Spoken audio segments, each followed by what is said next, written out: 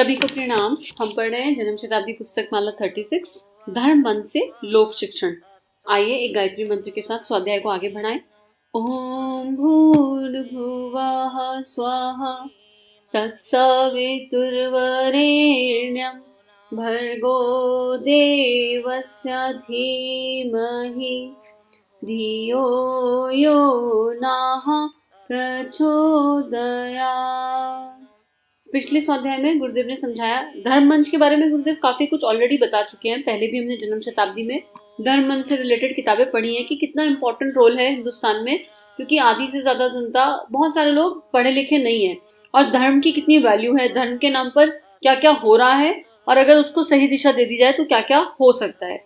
अब गुरुदेव ने यहाँ पे पिछले में बताया था कि हिंदू समाज से ऐसी अपेक्षाएं क्यों है, क्योंकि सारे महत्वपूर्ण कार्य इसी समाज से किए गए हैं, और इसी समाज में और इसी देश में बहुत ऐसे लोग पैदा हुए हैं जिन्होंने भारतवर्ष की गरिमा के लिए बहुत कुछ किया है। उसके बाद फिर गुरुदेव ने हमें समझाया था कि एक ऐसा टाइम आएगा, ऐसा युग आएगा कि सारे के सारे धर्म एक स्थान पर केंद्रित हो जाएंगे, एक ही विश्व होगा, एक ही राष्ट्र होगी, एक ही भाषा होगी, और यहाँ पर साहित्यकारों का बहुत इंपॉर्टेंस होगा। जो लोग लिखते हैं उनकी बहुत इंपॉर्टेंस होगी। तो जो लिखते हैं वो अपनी प्रतिभा को सही दिशा में यूज करें, नहीं तो यहाँ भविष्यवाणी भी की गुरुदेव ने कि वो लेखक पैदा कर देंगे। वो ऐसे ऐसे लोगों को ले आएंगे जिनके पास ये जज्बा है, जिनके पास भाव है, संवेदनाएं हैं, कि उनसे लिखवा दें। ऐसे ऐसे लेखकों को गुरुदेव स्थापित करेंगे। आगे अब गुरुदेव बता रहे हैं कि कौन कौन सी कलाओं के माध्यम से इस कार्य को किया जा सकता है। तो गुरुदेव बोल रहे हैं चित्रकला से सृजन की ओर। मित्रों, इसके बाद एक और वर्ग है, उसका नाम है चित्रकार। चित्र कितने महत्वपूर्ण हैं। गंदे चित्र घरों में टंगे रहते हैं जो हमको ना जाने कैसा बना देते हैं। छोटे छोटे बच्चों के मनों में इससे अश्लील भावना पैदा होती है। नारी के प्रति एक भाई के तरीके से भाव होना चाहिए, लेकिन गंदी तस्वीरों ने ना जाने नारी को किस कौतूहल और कौतुक के रूप में बना दिया। हमारे विचारों में नारी के प्रति कैसी घृणित और कुत्सित भावना पैदा कर दी। नर और नारी में क्या फर्क हो सकता है। बिना मूछ वाला नर नारी के तरीके से है, और नकली मूछ यदि नारी के लगा दी जाए तो वह भी नर जैसी दिख सकती है। उसको ऐसा घृणित रूप दे दिया गया। यह हमारी कला का दुरुपयोग है। यह दुरुपयोग बंद किया जाना चाहिए। कलाकार को इस बात से रोका जाना चाहिए कि वह नारी की वासना की वह मूर्ति रमणी कामनी के रूप में चित्रित ना करे, बल्कि उसका वह स्वरूप प्रस्तुत करे जिसको हम देवी कहते हैं। उसकी गरिमा को अक्षुण्ण रखे। यह काम चित्रकार का था, और उसे नारी का चित्र बनाना था तो वह एक दिन उस बुढ़िया का चित्र बना सकता था। कैसा सौंदर्य उस चित्र में हो सकता है। किसी 80 वर्ष की बुढ़िया के चेहरों पर झुर्रियां पड़ी हुई हैं। कला की दृष्टि से ये झुर्रियां अपने आप में अत्यधिक सौंदर्य की सूचक हैं। इसी प्रकार से छोटी बच्चियों के, बालिकाओं के सौंदर्य का चित्रण नहीं हो सकता था। एक प्रौढ़ महिला जो अपने कंधे पर बच्चे को लिए खेत पर काम करने जा रही है, क्या सुंदर नहीं बन सकती। रमणी का वह अंग जिसको कि नहीं देखना चाहिए, उसको दिखाने वाला चित्रकार अगर आज का कलाकार है तो हम नहीं जानते कि फिर घटिया व्यक्ति किसे कहेंगे। अब यहाँ गुरुदेव इस पैराग्राफ में ये समझाना चाह रहे हैं कि जो भी प्रतिभा हमें भगवान से मिली है, उस प्रतिभा का हम समाज के लिए किस तरह उपयोग कर रहे हैं वो बहुत महत्वपूर्ण है। जो भी प्रतिभा मिली है हमारे हाथ में है कि हम उस प्रतिभा को समाज के खेत में बो दें और उससे पैसा कमाएं, उससे अपना स्वावलंबन करें, या फिर उस प्रतिभा का दुरुपयोग करें और समाज में अराजकता फैलाएं। ये अपने ऊपर डिपेंड करता है। भाई अगर एक बहुत ज्यादा शूरवीर है तो उसकी मर्जी है कि वो आतंकवादी बन जाए या सेना में जाके भर्ती हो जाए। शक्ति तो वही है, निडर है, शूरवीर है, गोली चलानी आती है, सब कुछ आता है।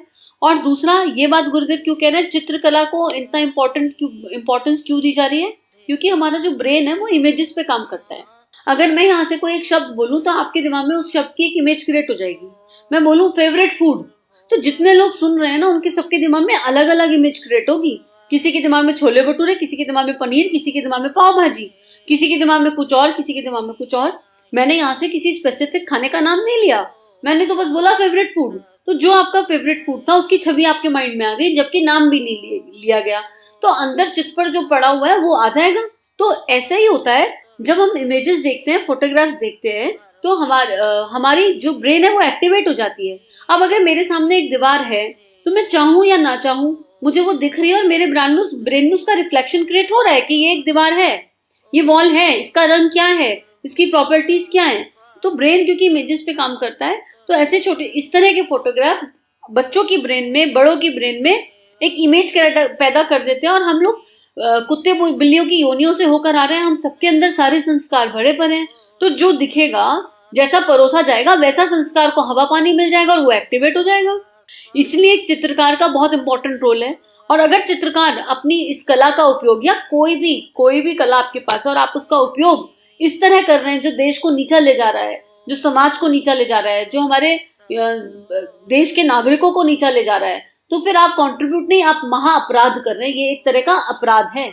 हाथ में पैसा है, बिजनेस करना है पैसा कमाने के लिए, तो आपके ऊपर डिपेंड करता है कि आप दारू की शॉप खोल के बैठो या फिर एक किराने की शॉप खोल लो, जो भी आपको बेस्ट लगे, या फिर किसी स्वाध्याय की किताब शॉप खोल लो कि हम बुक सेल करेंगे, अच्छी एक से एक साहित्य लाके सेल करेंगे।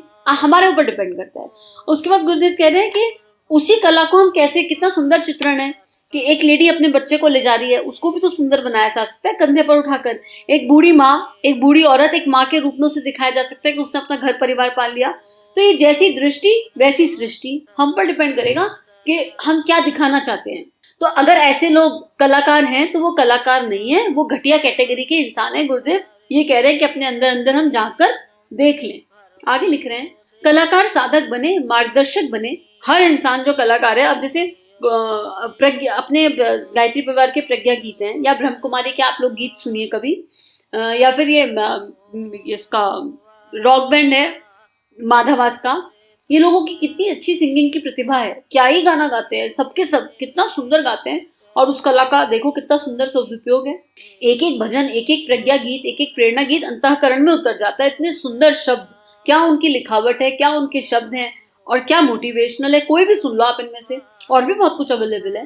तो कला तो थी ना, उसका सदुपयोग हो गया। और वहीं पर आप चटकीले भटकीले गाने गा लो जिनमें कोई लिरिक्स नहीं, जिनका कोई मीनिंग नहीं, जो समाज में पोल्यूशन फैला रहे हैं, हर तरह का दूषित कर रहे हैं भावनाओं को। डिपेंड करता है इंडिविजुअल पर। तो हम अपने आप को चेक कर ले, यहाँ किसी पर टीका टिप्पणी नहीं करना है इसको सुनकर या इसको जानकर। अपने भीतर देखना है कि हमारे गुरु ने, हमारे परमात्मा ने, हमारे इष्ट ने हमको जो प्रतिभा दी, क्या हम उस प्रतिभा का सही सदुपयोग कर रहे हैं? क्या हम साधक बनने की यात्रा पर हैं? आगे इसमें लिख रहे हैं गुरुदेव, यही बात गायकों, वादकों और अभिनय करने वालों के बारे में भी लागू होती है। देखो पहले बुलवा दिया गुरुदेव ने और आप पढ़वा रहे हैं। ये नट और नर्तक कलाकार नहीं, नट और नर्तकों को हमारे यहाँ निम्न स्तरीय लोगों में गिना गया है। कलाकार अपने यहाँ एक ब्राह्मण होता था, संत होता था, योगी होता था, साधक होता था। आज कलाकार कहाँ रह गया है?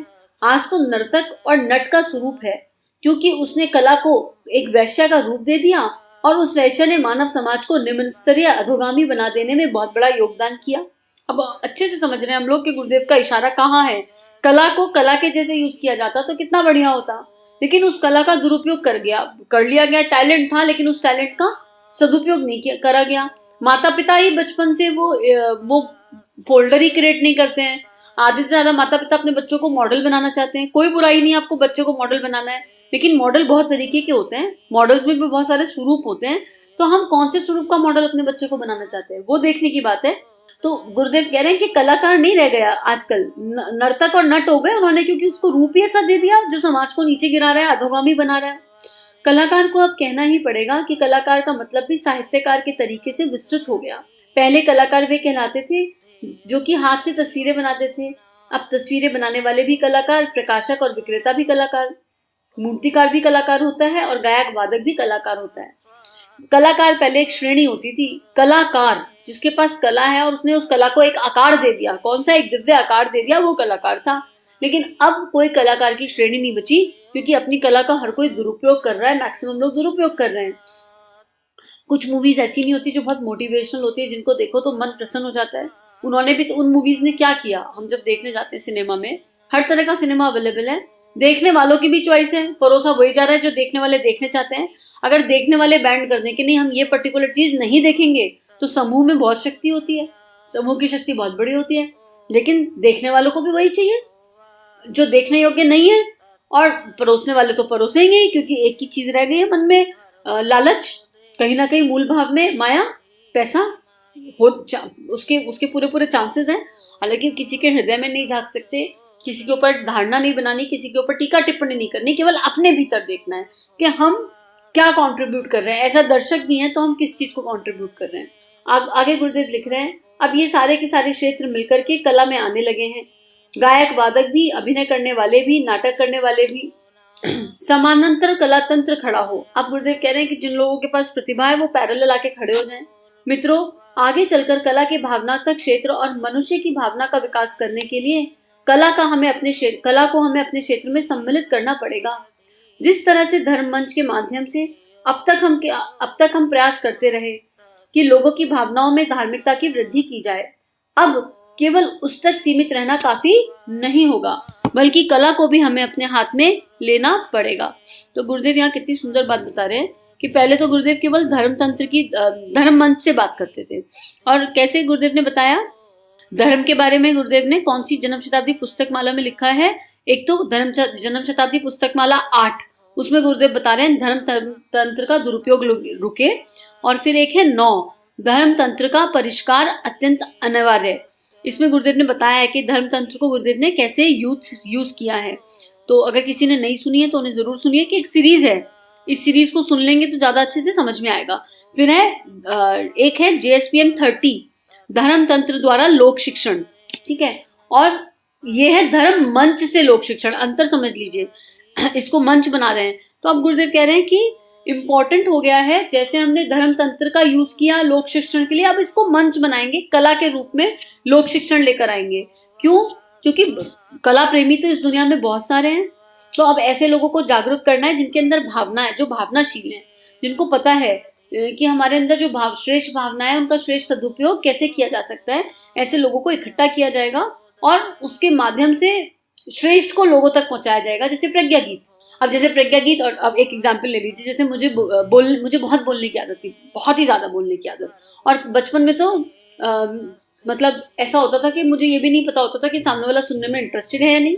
और आज भी ऐसा नहीं है कि आदत कम हो गई है या खत्म हो गई है, लेकिन गुरु की कृपा ऐसी हुई कि इस बोलने की आदत का ट्रांसफॉर्मेशन करवा दिया गुरुदेव ने कि अच्छा ठीक है, बोलना तो है ही इसने। गुरुदेव समझ गए कि ये चुप तो होने वाला बच्चा है नहीं हमारा, ये बोलने वाला बच्चा है, तो इस बोलने वाले बच्चे की वाणी को कहीं और ट्रांसफॉर्म कर देते हैं। तो गुरुदेव ने उसको ये रिकॉर्डिंग्स में, ध्यान रिकॉर्ड करने में, इसमें ट्रांसफर करवा दिया। तो कैसी कृपा हो जाती है। मतलब गुरु वो शक्ति है कि आपके अंदर अगर कोई अवगुण भी है ना तो उसको ट्रांसफॉर्म कर सकता है। आपके अंदर कोई ऐसी चीज है ना जो ना होने योग्य है, तो लेकिन अगर आप गुरु की कृपा आप पर है और आपका विश्वास और श्रद्धा पक्ष मजबूत है कृपा से, तो वो ट्रांसफॉर्मेशन हो सकता है। चलो आज के लिए इतना ही पढ़ते हैं, और यही प्रार्थना कि हम सब अपने भीतर की प्रतिभा को जाने, समझें, उसे कला का दर्जा दें और उस कला को समाज के हित के लिए, राष्ट्र के हित के लिए और इस प्रयोग करें और गुरु को समर्पित कर दें। यही हमारा गुरु के प्रति समर्पण होगा। हम सभी का जीवन गुरु सत्ता के सूक्ष्म सानिध्य में मंगलमय है। हमारे YouTube चैनल को सब्सक्राइब कीजिए और बेल आइकन पर क्लिक कीजिए ताकि आने वाली सभी वीडियो की नोटिफिकेशन आपको मिलती रहे। आप सभी को बहुत बहुत थैंक यू।